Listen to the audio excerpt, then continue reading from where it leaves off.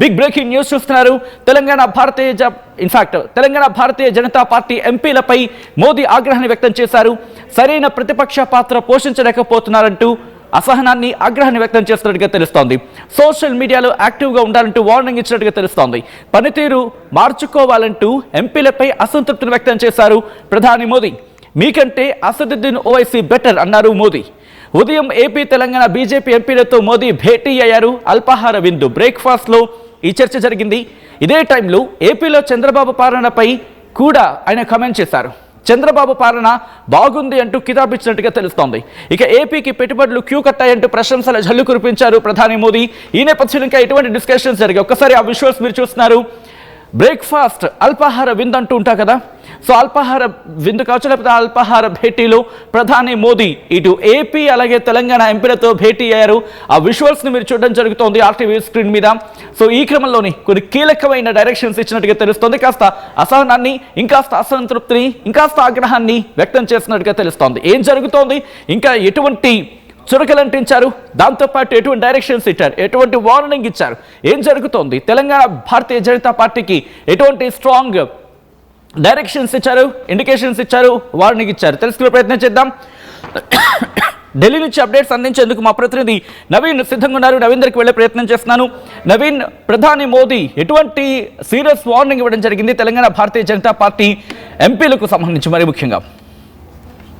సచిన్, ఈ రోజు ఉదయం బ్రేక్ఫాస్ట్ మీటింగ్ కూడా జరిగింది. ఆ బ్రేక్ఫాస్ట్ మీటింగ్ లో దక్షిణాది రాష్ట్రాలకు సంబంధించినటువంటి ఆ బీజేపీ ఎంపీలందరూ కూడా ఈ యొక్క మీటింగ్ కూడా హాజరయ్యారు. ముఖ్యంగా తెలుగు రాష్ట్రాలకు సంబంధించినటువంటి ఎంపీలని సపరేట్ గా ఈ మీటింగ్ కూడా ఏర్పాటు కూడా చేయడం జరిగింది. ముఖ్యంగా ఆంధ్రప్రదేశ్ లో జరుగుతున్నటువంటి అభివృద్ధి కార్యక్రమాలు కావచ్చు, చంద్రబాబు నాయుడు చేపడుతున్నటువంటి కార్యక్రమాలు, ఇటు ప్రభుత్వంతో కలిసికట్టుగా ముందుకు వెళ్తున్నారు, ఇది చాలా బాగుందని చెప్పేసి కూడా వారికి హితవు కూడా ఇచ్చినటువంటి పరిస్థితి జరిగింది. ఇక తెలంగాణకు సంబంధించినటువంటి విషయానికి వస్తే మాత్రం తెలంగాణలో ఉన్నటువంటి బీజేపీ పార్టీకి సంబంధించినటువంటి ఎంపీలు యాక్టివ్గా ఎందుకు ఉండట్లేదు, ఎందుకు ప్రతిపక్ష హోదా సరిగా పాటించలేకపోతున్న విధంగా కూడా ప్రధాని మోడీ సీరియస్ అయినట్టు తెలుస్తుంది. ఎందుకంటే ఉన్నటువంటి తాజా పరిస్థితులు, ఎందుకంటే బీజేపీ దక్షిణాది రాష్ట్రాల్లో ఎక్కువగా ఫోకస్ పెట్టేటువంటి విధంగా ప్రయత్నాలు కూడా జరుగుతున్నాయి. మరోవైపు వచ్చేటువంటి ఎన్నికల్లో మాత్రం ఖచ్చితంగా బీజేపీ అక్కడ బాగా వేసేటువంటి దిశగా కూడా ప్రయత్నాలు జరుగుతున్నాయి. కాబట్టి తెలంగాణ సంబంధించినటువంటి అంశాలపైన ఎక్కువగా ఫోకస్ కూడా పెట్టేట్టు కూడా తెలుస్తుంది. కానీ ఎంపీలకి సీరియస్గా వార్నింగ్ ఇచ్చినట్టు కూడా మనకి స్పష్టంగా అర్థమవుతుంది. ఎందుకంటే ఒకవైపు కాంగ్రెస్ పార్టీ ఇచ్చినటువంటి హామీల్లో చాలా వరకు ఫెయిల్ అయ్యాయి. ఆ వాటి ఎన్నింటినీ ఎందుకు మీరు ప్రజల ముందుకి తీసుకెళ్లలేకపోతున్నారు, దాంట్లో ఎందుకు ఫెయిల్యూర్ అవుతున్నారు, మీ ఇంటర్నల్ మధ్యలో ఎందుకు డిస్కషన్స్ అవుతున్నాయి, దాంతోపాటు ఎందుకు మీరు ఒకరిపై ఒకరు ఆరోపణలు ఎందుకు చేసుకుంటున్నారు అనే విధంగా కూడా కొంత చాలా సీరియస్గానే చెప్పినట్టు కూడా తెలుస్తుంది. కాబట్టి కొంతమంది ఎంపీలు దానికి సమాధానం కూడా చెప్పినట్టు కూడా తెలుస్తుంది. చాలా వరకు ప్రయత్నాలు చేస్తున్నాం, కానీ ప్రయత్నం చేసినా ఎక్కడ విఫలం అవుతుందనే అంశాన్ని కూడా ప్రధాని మోడీ స్వయంగా వీరితోటి చెప్పినట్టు కూడా తెలుస్తుంది. భారతీయ జనతా పార్టీ, తెలంగాణ భారతీయ జనతా పార్టీలో బీజేపీలో అంతర్గత కుమ్ములాట విషయం కూడా ప్రస్తుతం చర్చకు వచ్చింది. మరి ముఖ్యంగా ఒక విధంగా చెప్పాలంటే ఈటెల వర్సెస్ బండి సంజయ్గా మారిన వ్యవహారం కూడా డిస్కషన్ లోకి వచ్చింది అనుకోవాలి ఇక్కడ.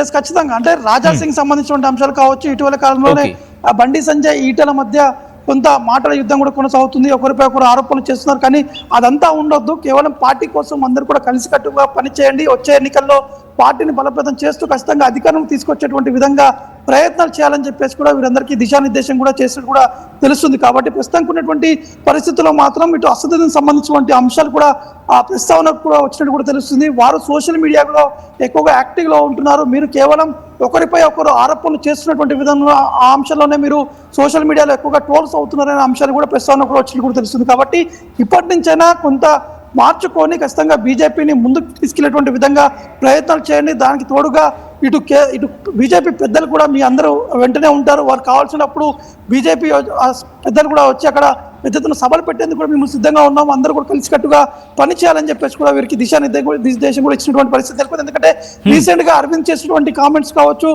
రామచంద్రరావుపై వస్తున్నటువంటి ఆరోపణలు కావచ్చు, అనేక ఆరోపణలు కూడా ఆ ప్రస్తావనలోకి వచ్చినట్టు కూడా తెలుస్తుంది. కాబట్టి వీటన్నిటిని కూడా సైలెంట్ చేసి ప్రతి ఒక్కరు కలిసికట్టుగా ముందుకు వెళ్ళాలి. ఒకవేళ ఎవరిపైన ఆరోపణలు వస్తే మాత్రం ఖచ్చితంగా అధిష్టానం వారిపై చర్యలు కూడా తీసుకుంటుందని చెప్పేసి కూడా స్టేట్ వార్నింగ్ ఇచ్చినట్టు కూడా తెలుస్తుంది. సచిన్, రైట్, ఇక్కడ అసదుద్దీన్ ఓవైసీ గురించి కూడా ప్రస్తావించారు. మీకంటే అసదుద్దీన్ ఓవైసీ బెటర్ అంటూ కూడా ఎందుకు ఆ ప్రస్తావన వచ్చింది, ఆ తర్వాత ఎప్పుడైతే ఆ స్టేట్మెంట్ వచ్చిందో అక్కడి నుంచి మన ముఖ్యంగా ఎంపీ నుంచి ఏమైనా రియాక్షన్ ఉందా, అసలు ఎందుకు ఏ టాపిక్లో మరి ముఖ్యంగా ఏ బ్యాక్గ్రౌండ్లో చర్చ అంటే ఇన్ఫాక్ట్ అసదుద్దీన్ ఓవైసీ పేరు ప్రస్తావనకు వచ్చింది?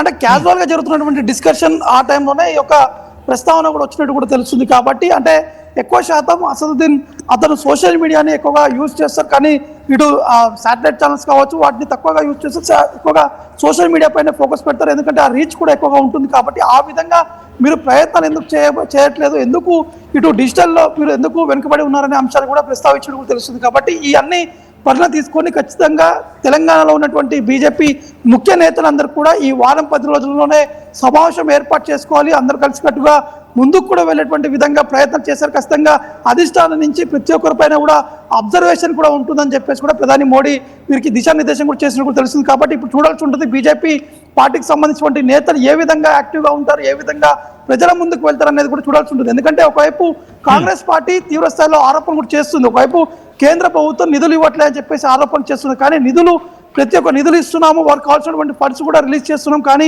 మీరు ఎందుకు ప్రజల ముందుకి ఈ అన్ని అంశాలు ప్రస్తావించలేకపోతున్నారు, ఎందుకు ఫెయిల్యూర్ జరుగుతుంది, ఎక్కడ కమ్యూనికేషన్ గ్యాప్ జరుగుతుందనే అంశాలు కూడా వీరు ప్రధాని మోడీ వీరి దగ్గర నుంచి ఆరా తీసినట్టు కూడా తెలుస్తుంది. కాబట్టి చూడాల్సి ఉంటుంది ఈ వారం 10 రోజుల్లో బీజేపీలో ఉన్నటువంటి సమావేశాలు కావచ్చు, బీజేపీ ఏ విధంగా యాక్టివ్నెస్ గా ముందుకు వెళ్ళబోతుంది అనేది కూడా చూడాల్సి ఉంటుంది. సచిన్.